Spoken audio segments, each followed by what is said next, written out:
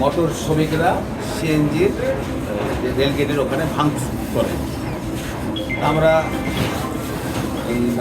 আমি হচ্ছে রাজশাহী মহানগর বিএনপি সদস্য মোহাম্মদ মাওলানা রশিদ। প্রশাসন আমাদের কাছে জানতে চাই, আমরা বলেছি দুই পক্ষই যারা এই মারপিট করেছে তাদের দুই পক্ষকে অ্যারেস্ট করা হোক। আমরা চাই যে সিএনজি এবং মোটর স্বাভাবিকভাবে চলুক।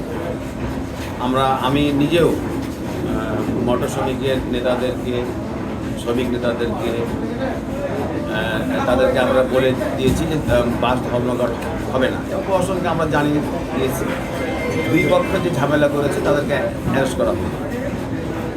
গতকালকে প্রশাসন বলিয়া ডিসি সাহেব উনি আমাকে বলেন যে দুই পক্ষই আপনার উপস্থিতিতে আপনার নেতৃত্বে সমাধান চাচ্ছে, আপনি এটা সমাধান করে দেন। আমি সময় দেওয়া হয়েছে আজকে সকাল 11টায়। মালিকের মোটর শ্রমিকের মালিক এবং শ্রমিক তারা 11টার সময় আসে। আমরা যেটা শুনতে পাই যে সিএনজির মালিক এবং শ্রমিক নেতৃবৃন্দ তারা এখানে আসতে চাচ্ছিল আমার কাছে মীমাংসার উদ্দেশ্যে।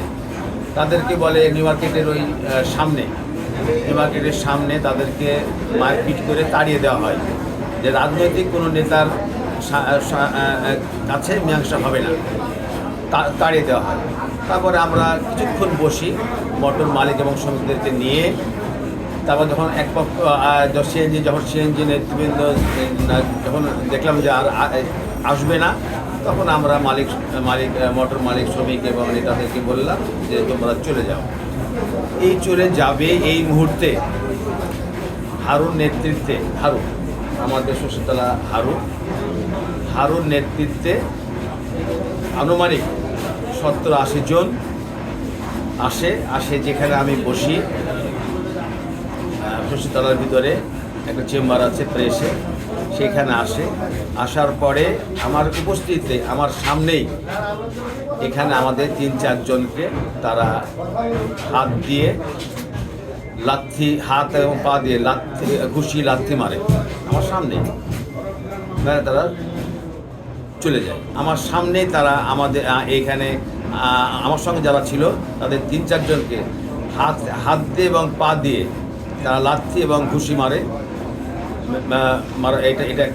এটা আমার কাছে এটা মনে হয়েছে যে একটা উদ্দেশ্য প্রণোদিত মোটর এবং শ্রমিকের এই। আমি আবারও বলি, তারা ঝামেলাটা মীমাংসা চাচ্ছে না, রাষ্ট্রের পরিবেশ খারাপ করতে চাচ্ছে। আমি এটা প্রশাসনকে বলবো এবং সাংবাদিক ভাইদেরকেও বলবো যে এটা আসলে প্রকৃতার ভিতরে কি আছে, এটা আপনারা ব্যাপারটা একটু দেখবেন।